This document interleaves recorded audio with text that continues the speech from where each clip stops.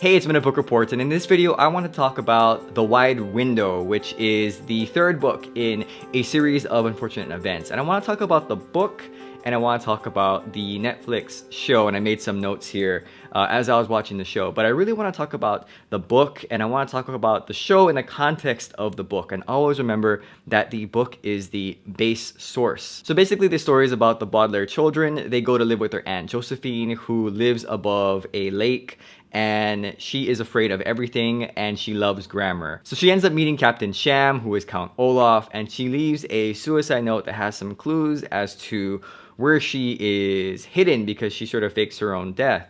And the kids find her, bring her back on the boat. Count Olaf rescues them and pushes Aunt Josephine off the boat. She dies, and of course at the end everyone figures out that it's Count Olaf. Count Olaf runs away, and the kids get shipped off to their next place that they're gonna stay. I know it's pretty subtle and small, but I really like the fact that this story takes place with water. I feel like it's nice to sort of change up the scenery. In the first book it was very much an old house. In the second book it was this sort of naturey greenhouse with all the snakes, and in this book it's on a lake, which is a huge lake, so it feels almost like an ocean, and I really like the different change in scenery. In this story I feel like the kids had the most character growth, because by the end of the story they sort of come across this idea of appreciating each other. You know, they realize that with Aunt Josephine's death that they at least have each other, whereas she didn't really have anyone when she died. But for them, they at least are alive, and they all have each other, and they have this newly discovered appreciation for each other. And I like that because these characters aren't really changing. They're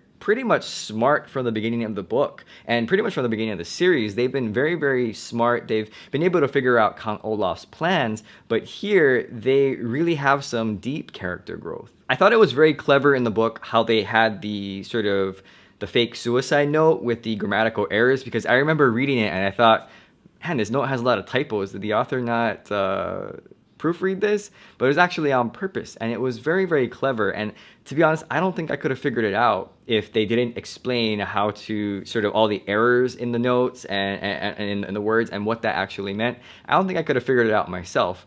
So I really like how they explained how the kids figured it out, how Klaus could figure out that it was Curdled Cave. I thought that was very, very brilliant. Again, in the book series, this is the first time that we see some sort of use of a hidden code. I know that in the Netflix show they've already explored that, but in the books, this is the first time that they actually sort of laid out this idea that there are these hidden messages for these kids. And I'm curious to know if this is going to be a common theme in the book, or was it just one time where we just see this used by Aunt Josephine because she is very, very clever. But overall, I thought the book was very well written. It was very tight in terms of its reading, and again, it sort of followed the same type of formula where the kids sort of figure out it's Count Olaf early on, and the rest of the story is them trying to convince and trying to figure out how to sort of spoil and reveal Count Olaf's plan. So in terms of the show, I have some notes here. This is episode 5, part 1. Aunt Josephine seems more scared in the show, and I think that was just with the acting. I'm not exactly sure if that was the intent, but in the book she doesn't seem to be that afraid. She seems to be a lot more nuanced on the grammatical errors that the children sort of say, but in terms of the fear, she is afraid of the stove, and she does serve them cold soup. She is afraid of the telephone, so she doesn't want to use it. But in the show, she seems to be afraid of everything from the get-go, which is something that is highly unusual, I guess, in a character. And that wouldn't be so unusual if they refer to her as sort of fearless and formidable. So it shows that for her, her character growth has sort of declined, where she was once this outgoing and brave person, and now she's this sort of reclusive, scared person. Another thing that I noted was that the children didn't go to the market with Aunt Josephine, where they would have met Count Olaf. I think in the book they actually go with Aunt Josephine down, and I remember they have to walk all the way down to the market, and they're super tired.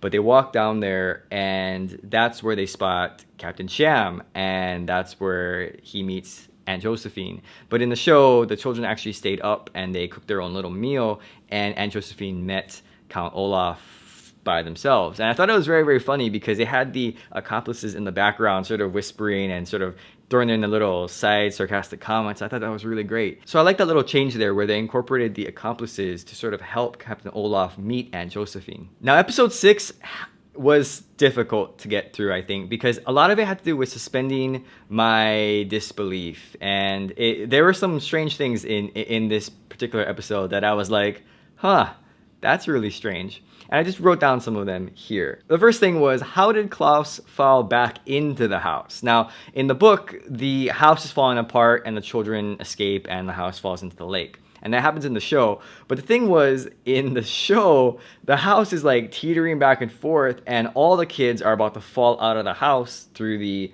wide window that has the hole in it. And Klaus is out of the house and he's hanging on to like a scarf or something. And he's about to fall down into the lake. And then the house sort of kicks him back in through the hole in the window.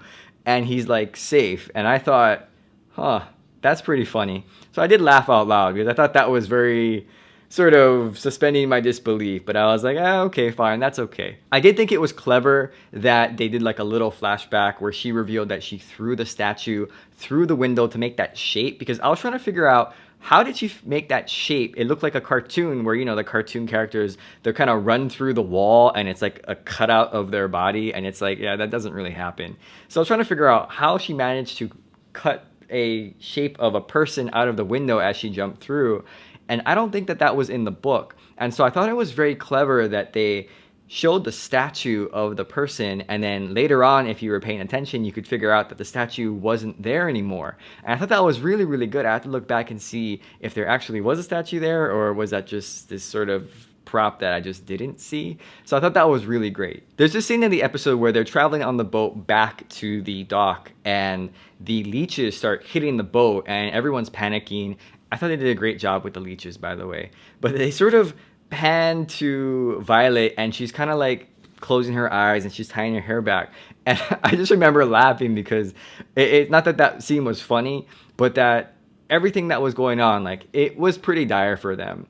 And it just seemed so ridiculous that it was going all crazy and you have this girl just tying her hair back, and the camera was so intent on showing that, you know. And it kind of reminds me of like those old cartoons, like a show like Power Rangers, where it's like, okay, this bad thing is happening. Okay, I guess we got to go to the corner, and we bring out our little morphine little console things and we morph and stuff. And it just sort of like, you have this little pause where the character just kind of steps out of the danger for that moment. They sort of transform and they figure out what's going on, and then they kind of step back in.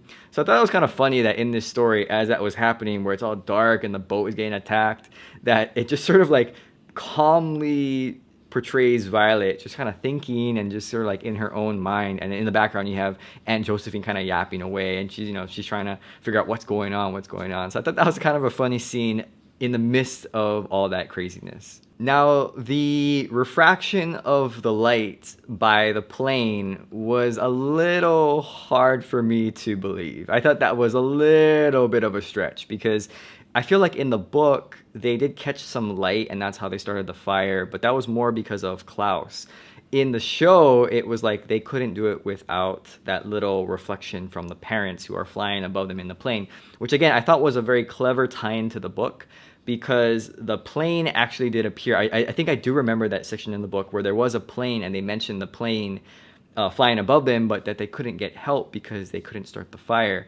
So I thought that was kind of clever, but it was kind of a stretch. I thought that was a little crazy to think that you could reflect light off of a lighthouse from binoculars on a plane shooting down towards the kids to light the fire. And I guess that's just this show. But again, I had to suspend my disbelief from the part where Klaus sort of was thrown back into the house, not really adhering to the laws of physics, but that's okay. It's all in good fun. So the one thing that the show did very well was how they portrayed Aunt Josephine at the end. In the book, Aunt Josephine is kind of a coward. She kind of sells out the kids. She doesn't really want to die when it's her and Count Olaf, and she's really pleading for her life. She just wants to give the kids away. She just wants to live.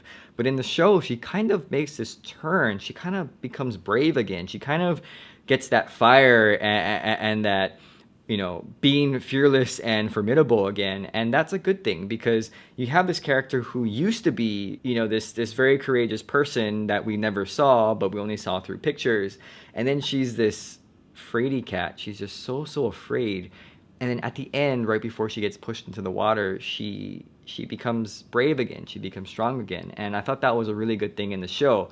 In the book, she kind of dies a coward, I feel. And as the children reflect back on Aunt Josephine, they don't blame her for that because of all the things that she's been through, especially the loss of her husband. So they don't blame her for the way that she sort of sold them out.